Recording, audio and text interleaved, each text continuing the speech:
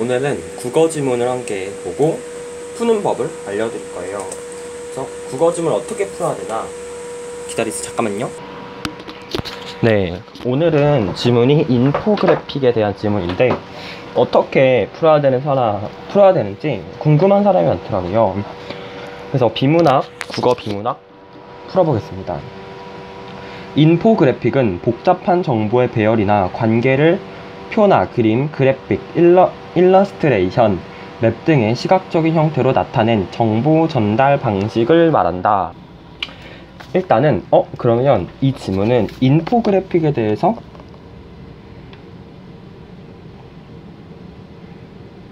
다루고 있네? 이렇게 생각하면 되는 거예요.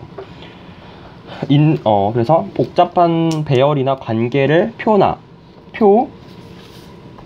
무슨 복잡한 정보를 표나 그림, 그래픽, 일러스트레이션 등의 시각적인 형태로 나타내는 정보 전달 방식이다. 이런 식으로 하면 되시고, 인포그래픽은 정보의 시각화를 통해 뭐라고요? 정보의 시각화. 이런 말 되게 중요하죠?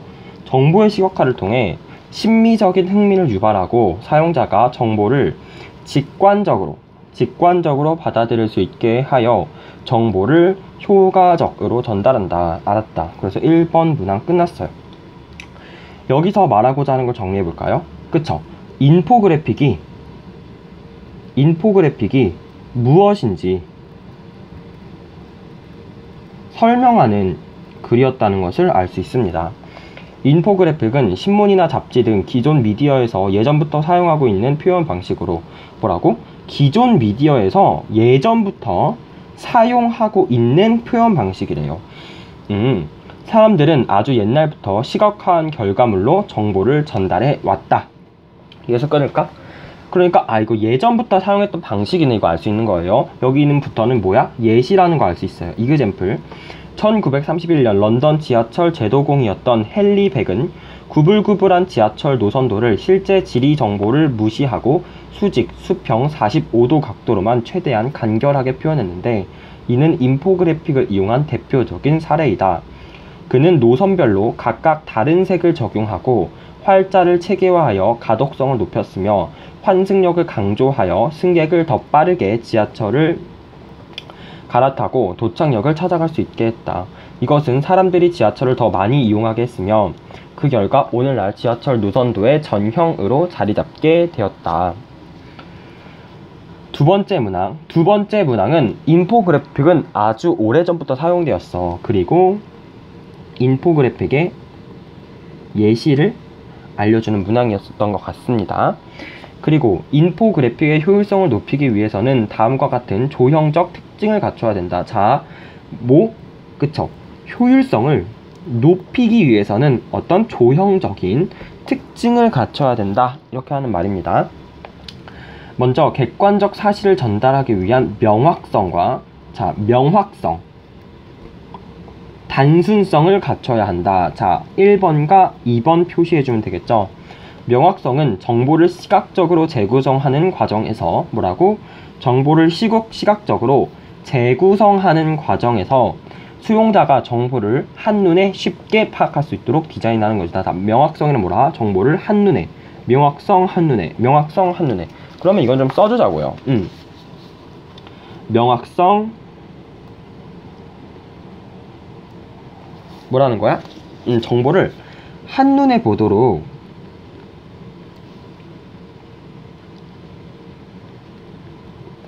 하는 게 명확성이다. 이 말입니다. 인포그래픽을 구성하는 각 그래프 요소가 아무리 뛰어나게 디자인됐다 하더라도 수용자의 심상에서 이미지와 실제 대상과의 매핑이 효율적으로 이루어지지 않을 경우 인포그래픽의 속성을 완전히 갖추었다고 평가하기 어렵다. 잠깐만, 여기 매핑이란 단어가 나왔는데 매핑이 효율적으로 이루어지지 않는다면 그것은 인포그래픽이 제대로 된 게 아니다. 이런 식으로 하는 말인데, 매핑은 뭡니까?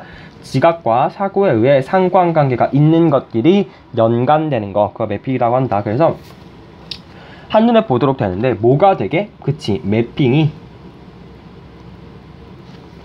효율적으로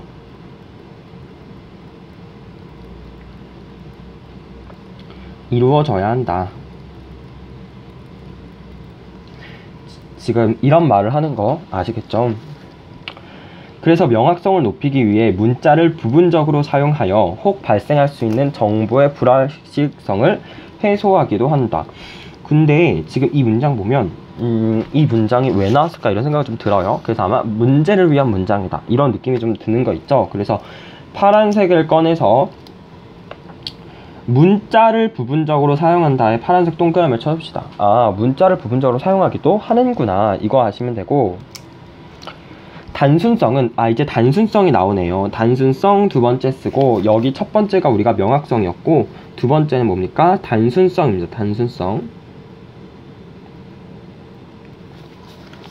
복잡한 형태에서 군더더기를 제거하고 가장 핵심적인 특징을 보여주기 위해 조형적으로 단순하게, 자, 군더더기 제거하고 핵심적인 특징만 보여주기 위해 조형적으로 단순하게 디자인하는 거. 당연하죠. 그러니까 단순성이겠죠. 세밀한 필체나 정밀한 묘사보다는 대상을 바로 인식할 수 있는 단순한 형태와 색으로 구성해야 한다. 이 과정에서 데이터를 정보화하는 제작자의 해석이 분명하지 않거나 재구성하려는 내용을 의도에 맞게 단순하지 못하면 정보 전달에 오류가 발생하게 된다. 이거는 당연한 문장이죠. 자, 그래서 먼저 명확성과 단순성을 갖춰야 된다라고 말한 거예요. 먼저 명확성과 단순성을 갖춰야 한다. 그럼 두 번째로 우리가 인포그래픽의 효과를 높이기 위해서는 무엇을 해야 될까? 두 번째를 말해주고 있습니다. 둘째로 단위 요소에 의한 표현의 경계성을 갖춰야 한다. 이게 지금 뭔 소리입니까? 단위 요소라는 말이 나오고 단위 요소에 의한 표현의 경제성.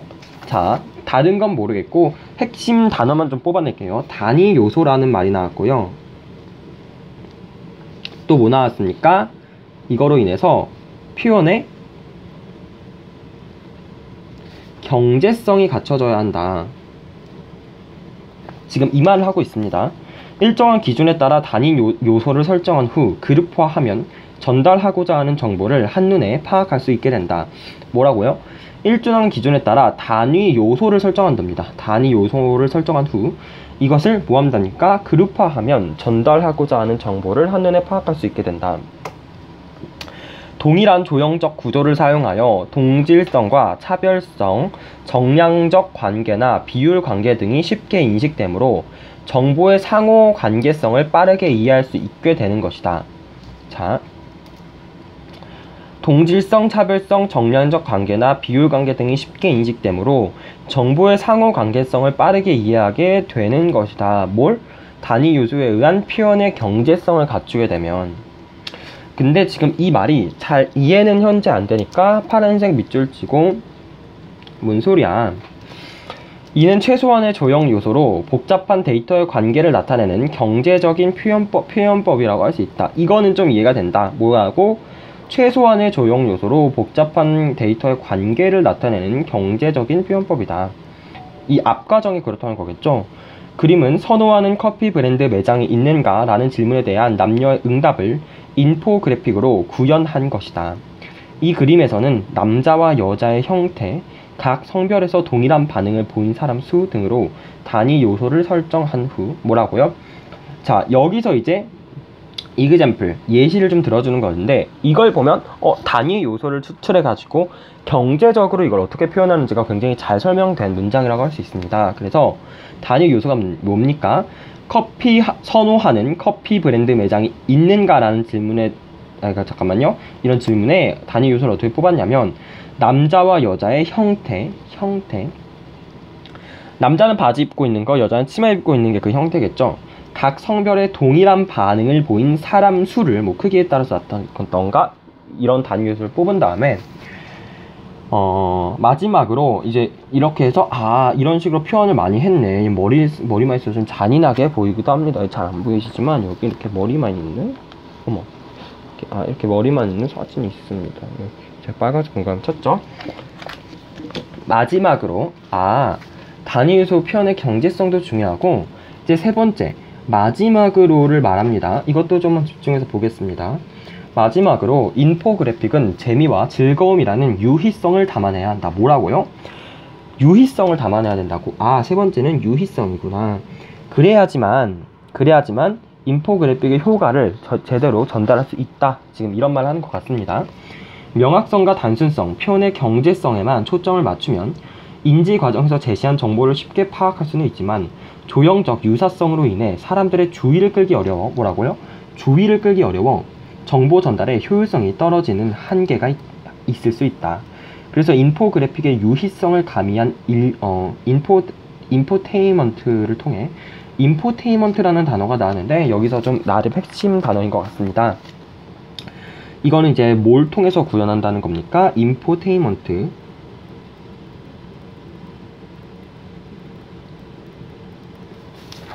인포테인먼트를 통해 정보의 수용성을 높이기 위한 노력이 필요하다. 자, 결국 이 인포테인먼트가 필요한 이유는 뭡니까? 그쵸? 정보의 수용성을 높이기 위해서라는 것 알 수 있습니다. 요즘에는 영상 형식의 인포그래픽을 만들기도 하는데, 이거 인포그래픽은 예전부터 많이 쓰였는데 요즘에는 영상 형식의 인포그래픽을 만들기도 한답니다. 이는 이미지를 단순화한 일반적인 인포그래픽보다 수용자들의 시선을 모으는데 유용하여 담아낼 수 있는 정보의 양도 현저히 많다. 그래서 이제 요즘에는 영상 같은 거 많이 쓰는데요. 자, 이거는 이제 더 유용하고 정보의 양도 더 많이 담을 수 있다. 이런 소리를 하고 있습니다. 정보의 양이 많아지면 정보 전달의 효율성이 떨어질 수 있는데 당연하겠죠. 영상 형식의 인포그래픽에서는 형태, 색, 크기 등의 조형적인 변화를 통해 재미를 가미하여 수용자들이 영상 정보에 끝까지 집중할 수 있도록 유도하기 때문에 정보 수용에 대한 부담을 상쇄하는 효과가 있다. 여기에서는 뭐의 변화? 조형적 변화를 통해 이 영상은 알다시피 조형적 변화가 있지 않습니까? 색도 변하고요, 형태도 변하고요. 그래서 이 조형적 변화를 통해 정보 수용에 대한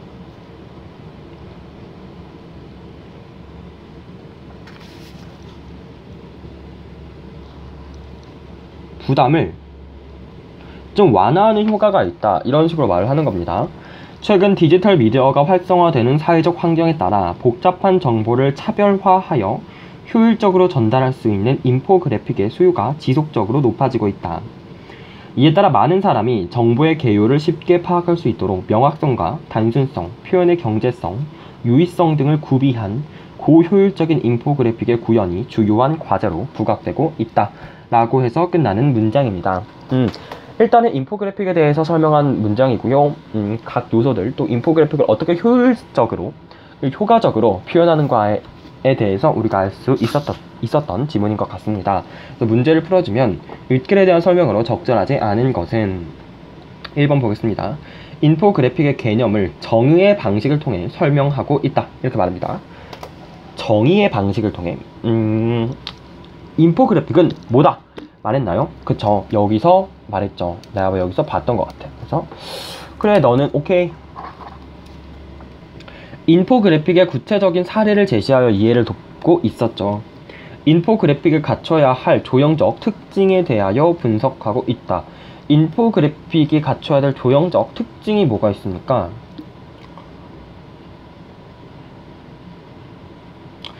다음과 같은 조형적 특징을 갖춰야 한다. 이러면서 명확성, 단순성 이런 것들이 인포그래픽이 갖춰야 할 조형적 특징이라고 할 수 있습니다.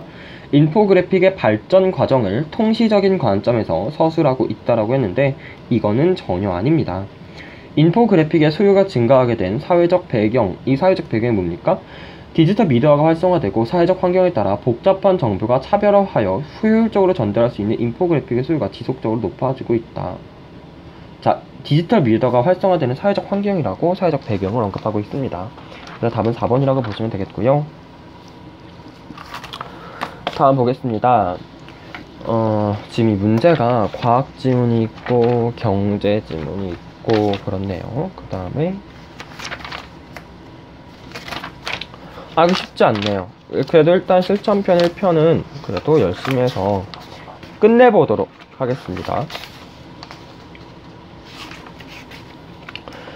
인포그래픽은 디지털 미디어가 활성화되면서 나타난 새로운 정보 전달 방식이다. 이거 제가 말했죠. 틀렸다고요. 이거 새로운 정보 전달 방식이 아니라 이전부터 계속 사용하는 정보 전달 방식이었다고 말했고요. 윗글을 바탕으로 보기에 인포그래픽을 이해한 내용으로 적절하지 않은 거 고르는 거고요. 인포 따라, 음식 따라, 라볶이 편인데요. 넣는 순서 이렇게 보여주고 있네요. 자, 양념장, 넣는 순서 등의 문자를 활용하여 정보 전달의 명확성을 높이고 있군. 각 재료의 그림 이미지 개수의 차이를 두어 재료들의 정량적 차이를 파악할 수 있도록 하고 있군. 그렇다고 볼 수 있겠죠? 재료들을 시각적으로 재구성하여 보는 사람이 그림 이미지와 실제 재료를 쉽게 매핑할 수 있도록 하고 있군. 각 재료의 세부적인 특징을 정밀하게 묘사하여 그룹화함으로써 재료에 대한 사실적 정보를 한눈에 파악할 수 있게 하고 있군. 지금 세부적인 특징을 정밀하게 묘사하고 있습니까? 아니죠. 이건 아니라고. 이거는 무시해가지고 단순화하는 것이 결국 인포그래픽이라고. 이거 보십시오. 이게 어떻게 오뎅입니까? 하지만 우리가 보고 이건 오뎅이구나, 이건 치즈구나 라고 알 수 있지 않습니까? 재료를 넣는 순서를 영상 형식으로 제작하여 순차적으로 보여주면 인포테인먼트를 통해 정보에 대한 수용자들의 시선을 더 모을 수 있겠군. 이 정도도 논리적으로 그럴 수 있겠다라고 생각이 들죠. 마지막 문제입니다. 기역과 미음의 사전적 의미로 적절하지 않은 것은? 보겠습니다. 기역 보겠습니다. 자, 인포그래픽은 정보의 시각화를 통해 심미적인 흥미를 유발하고 사용자가 정보를 직관적으로 받아들일 수 있게 하여 정보를 효과적으로 전달한다. 이 직관적이 무슨 뜻이냐? 이걸 물어보는 건데, 판단이나 추리 따위의 사유작용을 거치지 아니하고 대상을 직접적으로 파악하는 것. 이게 직관적인가요? 나쁘진 않다라고 생각이 일단 듭니다만, 두 번째 보겠습니다. 그 결과 오늘날 지하철 노선도의 전형으로 자리 잡게 되었다. 전형. 같은 부류의 특징을 가장 잘 나타내고 있는 본보기다. 일단은 세 번째 보겠습니다. 질문에 대한 남녀의 응답을 인포그래픽으로 구현한 것이다. 이렇게 나오고 있는데요. 인포그래픽 구현, 어떤 내용이 구체적인 사실로 나타나게 함, 이런 건데요. 그렇다고 볼 수 있겠습니다. 4번 보겠습니다. 리을이죠. 정보 수용에 대한 부담을 상반되는 것이 어떤 영향을 주어 효과가 없어지는, 상반되는 건 또 아니라고 보시면 되겠고, 유의성들을 구비한 고효율적인 인포그래픽의 구현이 주요한 과제로 부각되고 있다. 구비하다, 미리 마련하여 가졌다 까지 해서 우리가 인포그래픽에 대한 지문과 그리고 그에 대한 깔린 5가지 문제를 풀어보는 시간을 가지게 되었습니다. 일단 채점을 하겠습니다. 18분 걸려서 풀었고요. 아마 설명을 해서 좀 그렇게 풀었지, 계속 이렇게 풀다 보면 그 시간은 더 적어질 거라 생각을 합니다. 답지가 실전 모의고사 답지가 1회거든요. 쉽지 않네요, 이게.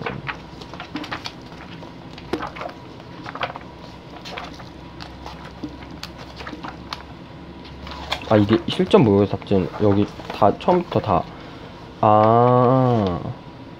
그렇구나. 자, 16번에 4번 맞습니다. 맞았어요. 17번에 1번, 18번에 4번, 19번에 5번이네요? 나는 근데 어려운 거 다 맞추고 이런 거 틀리면 안 되죠. 그쵸? 이런 거 틀리면 정말로 안 됩니다. 그럼 18번에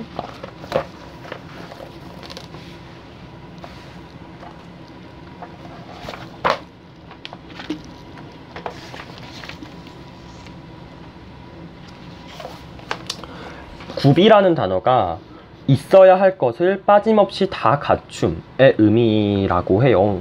그래서 상쇄가 상반되는 것이 서로 영향을 주어 효과가 없어지는 일이라고 하네요. 이거는 진짜로 어쩔 거야. 이거는 틀리면 어쩌죠? 이거 틀렸는데? 안타깝네요. 시험 때는 맞히겠죠? 이런 거. 왜 틀렸는지 모르겠네요. 일단은 그래서 오늘 첫 번째 지문을 끝내도록 하겠습니다. 감사합니다.